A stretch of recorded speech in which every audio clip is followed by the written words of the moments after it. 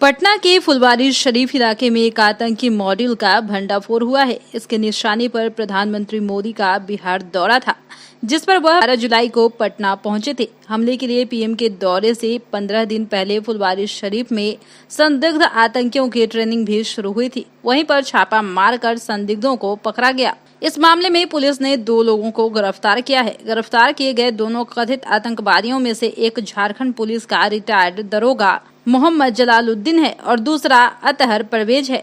अतहर परवेज पटना के गांधी मैदान में हुए बम धमाके का आरोपी मंजर का सगा भाई है। पुलिस ने बताया है कि दोनों संदिग्ध आतंकवादियों के तार पॉपुलर फ्रंट ऑफ इंडिया और social democratic party of India से जुड़े हैं। पुलिस ने इन दोनों के पास से पीएफआई का झंडा, बुकलेट, पंपलेट और कई संदिग्ध दस्तावेज बरामद किए हैं, जिसमें भारत को 2047 तक इस्लामिक मुल्क बनाने का जिक्र किया गया है। पुलिस ने बताया कि यह दोनों संदिग्ध आतंकवादी पिछले कुछ समय से पटना के फुलवारी शरीफ इलाके में आतंक की पाठशाला चला रहे थे। पुलिस के मुताबिक अतहर परवेज मार्शल आर्ट और शारीरिक शिक्षा देने के नाम पर मोहम्मद जलालुद्दीन के एनजीओ चला रहा था। वही जानकारी के मुताबिक अतहर ने 16,000 किराए पर मोहम्मद जलालुद्दीन से फुलवारी शरीफ स्थित अहमद पैलेस नया टोला इलाके में फ्लैट लिया था, जहां से वह देश विरोधी मुहिम चला रहा था। बताया जा रहा है कि अतहर परवेज और मोहम्मद जलालुद्दीन दोनों एनजीओ के नाम पर आतंक की फैक्ट्री चला रहे थे और उनका मुख्य उद्देश्य हिंदुओं के खिलाफ मुस्लिमों को भड़काना था। मुस्लिम नौजवान को यह दोनों अस्त्र शस्त्र की ट्रेनिंग दिया करते थे और फिर राष्ट्रीय स्तर पर, राज्य स्तर पर, जिला स्तर पर पीएफआई और एसडीपीआई के सक्रिय सदस्यों के साथ बैठक में किया करते थे। दोनों संदिग्ध आतंकी सिमी के पुराने सदस्य, जो कि जेल में बंद है, उसकी जमानत करवाता था और उन्हें आतंकी ट्रेनिंग भी देता था। पुलिस ने बताया कि 6 और 7 जुलाई को अतहर परवेज ने किराए पर लिए गए ऑफिस में कई युवाओं को मार्शल आर्ट और शारीरिक शिक्षा देने के नाम पर बुलाया और फिर उन्हें अस्त्र शस्त्र की ट्रेनिंग, साथ ही धार्मिक उन्माद फैलाने के लिए भड़काया। आईबी को इस बात की जानकारी तब मिली जब पटना के फुलवारी शरीफ इलाके में एक संभावित आतंकी मॉड्यूल संचालित हो रहा है, जिसके बाद 11 जुलाई को नया टोला इलाके में पुलिस और केंद्रीय एजेंसियों ने छापेमारी की और दोनों संदिग्ध आतंकियों को गिरफ्तार किया है। नया टोला नहर पे एक पर्टिकुलर मकान में कुछ लोगों के द्वारा देश विरोधी और विशेषकर समुदाय विरोधी कार्य किया जा रहा है। हमें सूचना प्राप्त हो रही थी और हम सूचना का सत्यापन एजेंसी से करा रहे थे।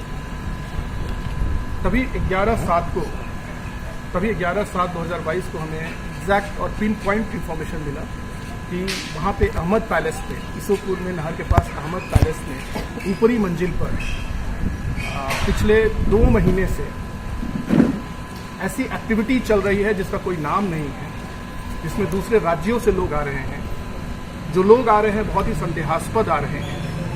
इवन कुछ लोगों को हम लोगों ने टेक्निकली और साइंटिफिकली चेक कराया तो वो लोग नाम बदल करके, एयर टिकट नाम बदल करके होटल में रुकना, ये सब कर रहे थे। हम लोगों ने टेक्निकल इंफॉर्मेशन से, टेक्निकल हमारे पास जो टेक्नोलॉजी और साइंटिफिक इन्वेस्टिगेशन है उससे प्रूफ कराया और 11 तारीख को हम लोगों ने रात में रेड किया तो वहाँ पे 2 व्यक्ति मिले जिनका घर था मोहम्मद जलालुद्दीन, जो रिटायर्ड सब इंस्पेक्टर है झारखंड पुलिस से, और अतहर परवेज, जिसके बारे में अभी तक जो सूचना प्राप्त हुई है वो सिमी के पूर्व सदस्य रहे हैं। 2001-2 में जब सिमी बैन हुआ था तो बिहार में जो ब्लास्ट हुए थे उसमें इनके छोटे भाई मंजर परवेज जेल गए थे और 2001, 2003 और 2013 में बिहार में जो केसेस हुए हैं टेररिस्ट एक्टिविटीज़ के, उन सारे केसेस के अभियुक्तों के ये बेलर हैं।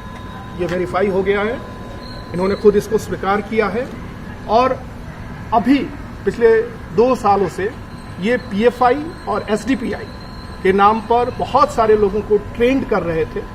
बाहर के जो चरमपंथी एलिमेंट से उनको यहाँ आश्रय दे रहे थे, उनको ये कम्युनिकेट कर रहे थे और 6 और 7 तारीख को, 6 और 7 जुलाई को यहाँ पर मार्शल आर्ट के नाम पर स्थानीय लोगों को बिहार के चरमपंथी तत्वों द्वारा तलवार, चाकू चलाने, दूसरे संप्रदाय के प्रति उन्मादित करने, सांप्रदायिक विद्वेष पैदा करने का प्रयास किया गया था और इसका हमें सीसीटीवी फुटेज भी उपलब्ध है।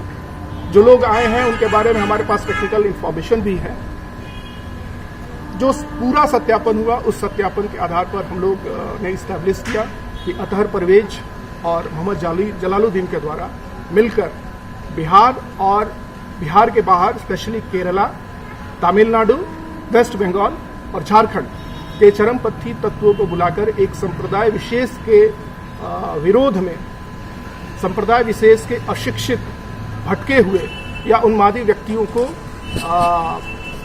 ट्रेंड किया जा रहा था और इनका मकसद था, जो हमें वहां बरामद हुआ है, पीएफआई का झंडा मिला है, पीएफआई के पंपलेट्स मिले हैं, बुकलेट्स मिले हैं और सबसे खराब बात जो मिली है कि 2047 में भारत को इस्लामी राष्ट्र बनाने के लिए दूसरे संप्रदाय के अगेंस्ट विद्वेष पैदा करना और दूसरे देशों जैसे टर्की और पाकिस्तान की मदद लेकर के भारत के विरुद्ध युद्ध छेड़ना जैसी बातें, ये गंभीर राष्ट्र विरोधी, संप्रदाय विरोधी और समुदाय विरोधी बात है।